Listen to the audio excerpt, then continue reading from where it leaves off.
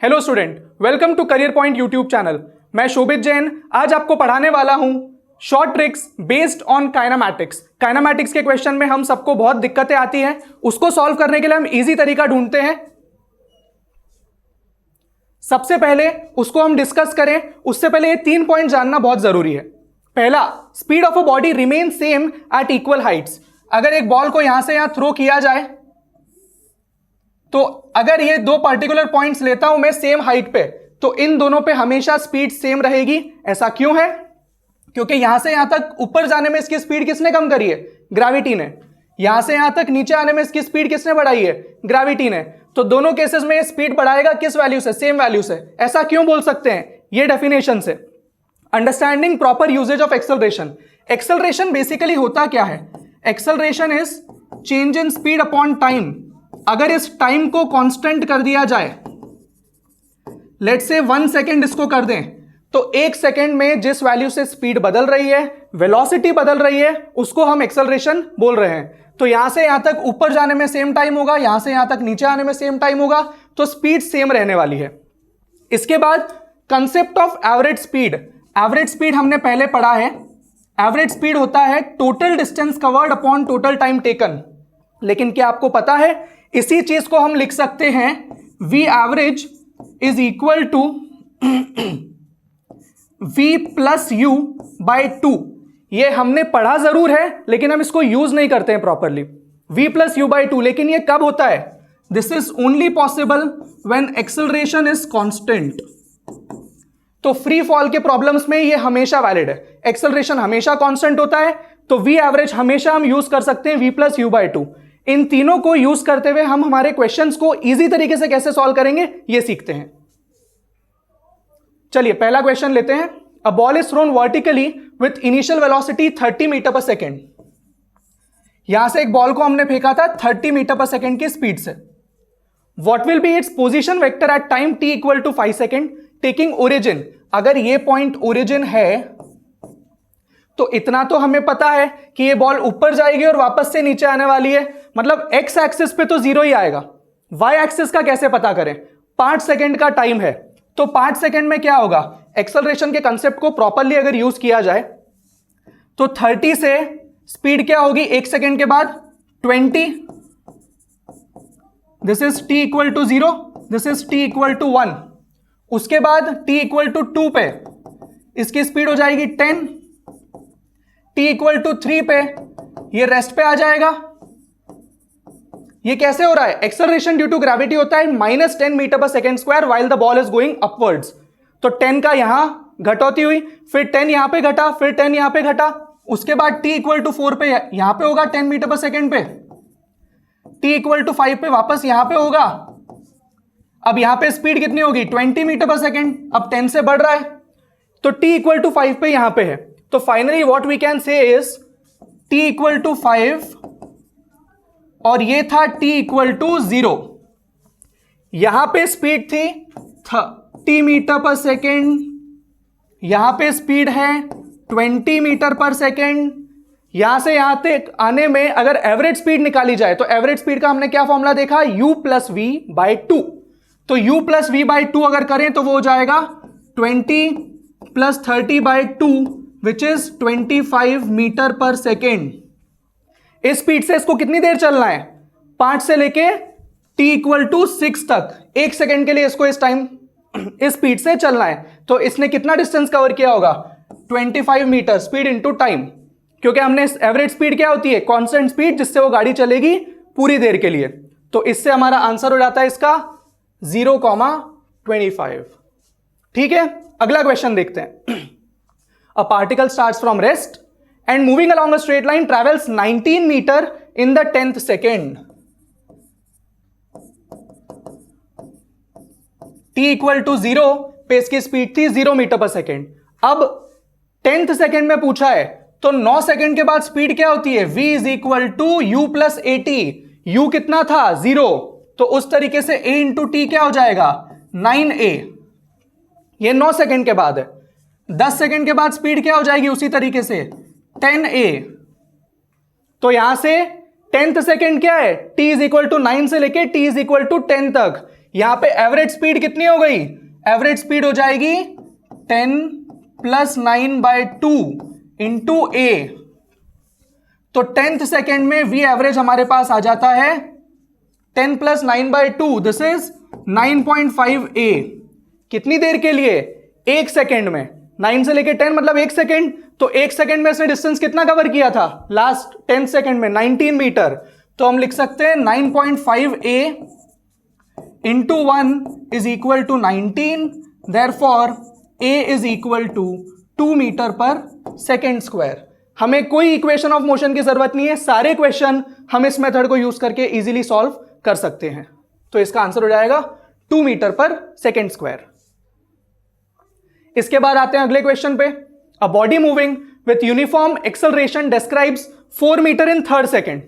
Third second का मतलब क्या? t इज इक्वल टू 2 से लेके t इज इक्वल टू 3 तक। t is equal to 2, t is equal to 3। इसमें कितना डिस्टेंस कवर किया है? 4 मीटर। एक्सेलरेशन क्या था? यूनिफॉर्म था। इनिशियल स्पीड के बारे में कोई जिक्र नहीं है। मान लेते हैं इनिशियल स्पीड थी u। अगर इनिशियल स्पीड u थी तो यहां पे स्पीड कितनी होगी? u + 2a, v is equal to u + 80। यहां पे स्पीड कितनी होगी? u + 3a, v is equal to u + 80। Average speed कितनी हो गई? v एवरेज u + v/2, दोनों को ऐड करके 2 से डिवाइड कर दें तो what we get is u + 2.5a, u + 2a + u + 3a divide by 2। ये एवरेज स्पीड हो गई। एवरेज स्पीड इंटू टाइम क्या होता है? डिस्टेंस। तो यहां से हो जाएगा u + 2.5a into 1, this will be equal to 4 metre. इसके बाद 5th सेकेंड में देखें तो 12 मीटर कवर हुआ है। 5th सेकेंड में सेम लॉजिक यूज करते हैं, हमारा टाइम बचाते हैं। तो यहां पे 2 था, यहां पे 3 था, तो क्या आया था? 2.5। 5th सेकेंड के लिए क्या होगा? 4 और 5, तो उसका एवरेज क्या हो जाएगा? u + 4.5a into 1, this will be equal to 12। अब दोनों को अगर सब्ट्रैक्ट कर दिया जाए, इससे इसको सब्ट्रैक्ट करते हैं, तो what we get is 4.5a - 2.5a। u और u क्या हो जाएगा? कैंसिल। तो we'll get 2a is equal to 12 - 4। 12 - 4 कितना है? 8। तो a की वैल्यू कितनी आ जाती है? 4 मीटर पर सेकेंड स्क्वायर। अब हमसे पूछा है distance covered in next 3 second. वो पता लगाने के लिए u के बारे में पता लगा लेते हैं। तो यहां से अगर u की वैल्यू निकालें तो u + 2.5 इंटू 4, 2.5 इंटू 4 क्या होगा? 10। u + 10 is equal to 4। u की वैल्यू आ जाती है -6 मीटर पर सेकेंड। अगेन हम इस क्वेश्चन को सॉल्व करने के लिए कोई इक्वेशन ऑफ मोशन यूज नहीं करने वाले हैं। अब हमसे पूछा नेक्स्ट 3 सेकेंड। नेक्स्ट 3 सेकेंड क्या होगा? 5th सेकेंड के बाद 6, 7 और 8। तो ये था 5 से लेके 8 सेकेंड तक की बात करनी है। t इज इक्वल टू 5 से लेके t is equal to 8। t is equal to 5 पे स्पीड क्या होगी? u + 5a। तो यहां पे स्पीड हो जाएगी u + 5a, this will be equal to -6 + 5 into acceleration कितना है? 4। So this is how much? 10 - 6। 10 - 6 हो गया 4। 20 - 6 हो गया 14 मीटर पर सेकेंड। ये इसकी स्पीड थी t इज इक्वल टू 5 पे। t इज इक्वल टू 8 पे सिमिलर तरीके से निकाल लें तो वो हो जाएगा u + 8a। u + 8a से स्पीड कितनी हो जाती है? u कितना था हमारे लिए? u था -6 + 8 इंटू कितना है एक्सेलरेशन? 4। 32 - 6, स्पीड कितनी हो जाएगी? 26। तो यहां से दो स्पीड आ गई 14 और 26। इस डेटा को अगर प्रॉपरली यूज करें हम तो यहां पे स्पीड है 14, यहां पे है 26। 14 और 26 का एवरेज क्या हो जाएगा? 14 + 26 divide by 2 which comes out to be 14 + 26 is 40/2 which is 20 metre पर सेकेंड। ये एवरेज स्पीड है कितनी देर के लिए? 3 सेकेंड के लिए। तो आंसर क्या हो गया? 20 × 3 60 मीटर। तो 60 मीटर ये कवर कर जाएगा अगले 3 सेकेंड्स में। ठीक है, ये थोड़ा लेंथी क्वेश्चन था। थोड़ा सिंपल क्वेश्चन पे आते हैं। A ball is thrown vertically upwards from the top of a tower with a velocity of 10 metre पर सेकेंड। एक टावर है जिसके टॉप से एक बॉल को हमने रिलीज किया था 10 मीटर पर सेकेंड की स्पीड से। If the ball falls on the ground after 5 second, तो 5 सेकेंड के बाद ये गिर रही है टावर के ग्राउंड पे, यहां पे आके। यहां पे कब पहुंची? t इज इक्वल टू 5 पे। यहां पे कब थी? t इज इक्वल टू 0 पे। तो हमें बताना है टावर की हाइट क्या है। एक्सेलरेशन ड्यू टू ग्रेविटी क्या है? -10 मीटर पर सेकेंड स्क्वायर। तो 10 से स्पीड क्या हो जाएगी? 1 सेकेंड के बाद 0, फिर से 1 सेकेंड के बाद कितनी हो जाएगी? नीचे की तरफ 10, तो स्पीड हो जाएगी 10 मीटर पर सेकेंड। कब? t इज इक्वल टू 2 पे। उसके बाद t इज इक्वल टू 5 पे अगर स्पीड देखें तो यहां पे टाइम कितना है? 2 से लेके 5 तक 3 सेकेंड। 3 सेकेंड में स्पीड कितने से बढ़ने चाहिए? 30 से। यहां पे स्पीड कितनी है? 10, तो यहां पे स्पीड हो जाएगी 40। तो अगर स्पीड यहां पे 10 है और यहां पे स्पीड 40 है, तो एवरेज कितना हो गया इस रास्ते में? एवरेज हो गया 10 प्लस 40 बाई 2। तो v एवरेज आ जाता है 10 plus 40 by 2 which is 25 metre पर second. Distance is always average speed into time. तो डिस्टेंस या फिर हाइट ऑफ द बिल्डिंग, ये क्या हो जाएगी? एवरेज स्पीड है 25 और टाइम कितना है यहां से यहां तक? 3 सेकेंड, विच इज 75 मीटर। तो इस तरीके से हम बोल सकते हैं बिल्डिंग की हाइट कितनी हो गई? 75 मीटर। अब इसी को अगर हम इक्वेशन ऑफ मोशन यूज करके सॉल्व करेंगे तो बहुत टाइम लगेगा। A particle has an initial velocity of 9 meter पर सेकेंड ड्यू ईस्ट। एक पार्टिकल इधर की तरफ जा रहा है 9 मीटर पर सेकेंड से ईस्ट की तरफ। इसका एक्सेलरेशन है इधर की तरफ 2 मीटर पर second square. The distance covered by the particle in the 5th second. 5 second के बाद अगर तुम सोचोगे तो 5 सेकेंड के बाद 2 कम करते जाओ तो 10 कम होना चाहिए। 9 में से 10 घटा दो, इसका मतलब इसका डायरेक्शन रिवर्स हो चुका है। अगर डायरेक्शन रिवर्स हो चुका है और हमें डिस्टेंस निकालना है तो डायरेक्ट एवरेज नहीं कर सकते हैं। डायरेक्ट एवरेज किया डायरेक्शन के साथ तो हमारे पास एवरेज वेलोसिटी आएगी। तो हम क्या करेंगे? t इज इक्वल टू 4 पे जाते हैं। t इज इक्वल टू 4 पे इसकी स्पीड कितनी हो जाएगी? 9 minus 4 into 2 which is 1 meter पर सेकेंड। फिर t इक्वल टू 4.5 पे यह आ जाएगा रेस्ट पे।